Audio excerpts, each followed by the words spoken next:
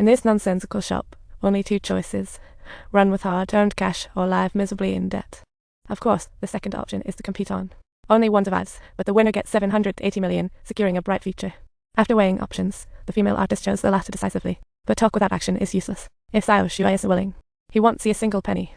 That night, she summoned Xiao Shuai to her room to have a serious talk. Then she gave him an unforgettable lesson. The next day, they arrived at the site and put on their foot chains. It meant only one would survive. The coins were linked to two 800-ton iron balls, ropes hidden among 8 strings. The rules are simple. Players take turns cutting ropes until someone takes a dive. At first glance, you might think it's easy to find the ropes linked to the iron balls. But this is a pure luck game, so it can't be that simple. These ropes were all jumbled up underground.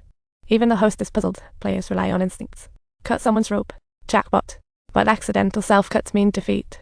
To be fair, they play rock, paper, scissors. The female artist was lucky, but rock, paper, scissors win doesn't assure game victory. After hesitating, she randomly snipped.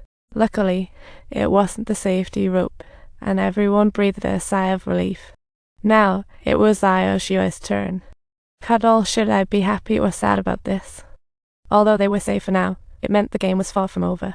As more ropes got cut, one of them had to bite the bullet eventually. 3, 2, 1, cut all action.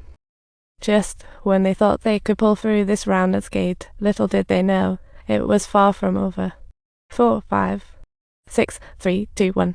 Xiao Shuai reacted quickly and managed to grab the female artist just in time. After spending so much time together, they had developed feelings. If it weren't for the wicked organizers not allowing them to quit, they might have been living happily ever after by now. Just then, the artist confessed, "Otto-san, the host is my dad." But even so, her fate was still sealed. Otto still couldn't handle those 800-plus-ton iron balls.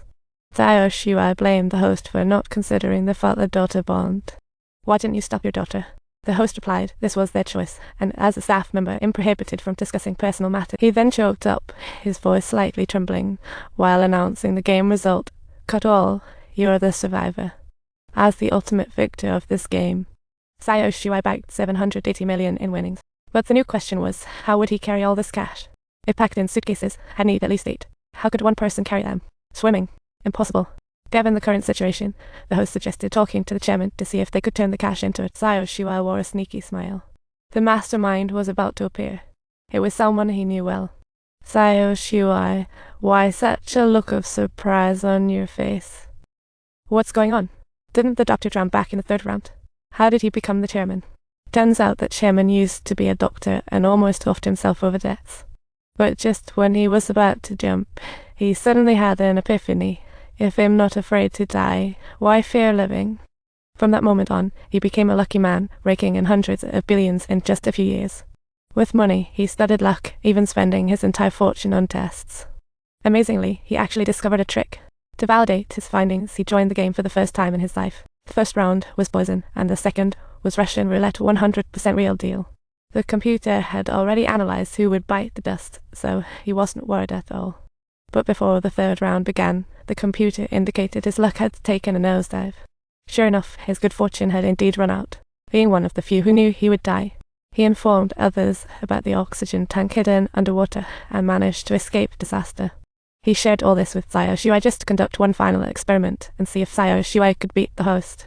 Because that host was a lucky fellow, having been the champion of the last life and death game. To get these two wealthy players to battle it out, the chairman decided to throw in 10 billion. Upon hearing that figure, the host was tempted. His wife had committed suicide over debt. After winning, he used his earnings to start a charity aimed at helping those with suicidal tendencies. This was a non-profit organization, so funds didn't last long. If he could get that 10 billion, he could save even more people a compensation for his late wife.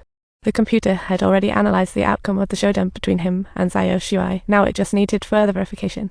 Only by boldly assuming and cautiously verifying can they unveil the truth about luck and gain insight into its underlying mysteries.